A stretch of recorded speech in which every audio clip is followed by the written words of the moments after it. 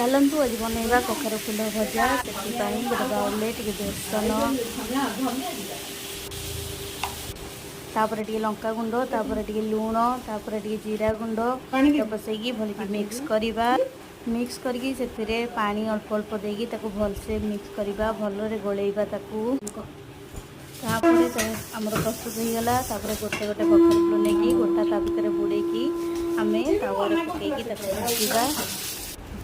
सबू कखार फूल को एमती गोटे गोटे गोटे गोटे करके तावर पकईदबा तापर से टिके गोटे पाखे नहीं आसिले उल्टेदबा उल्टेकी टिके लाल हो भाजी गला आनिकी खाइबा। देखो प्रस्तुत हो गला आमर कखार फूल पिठौ भजा।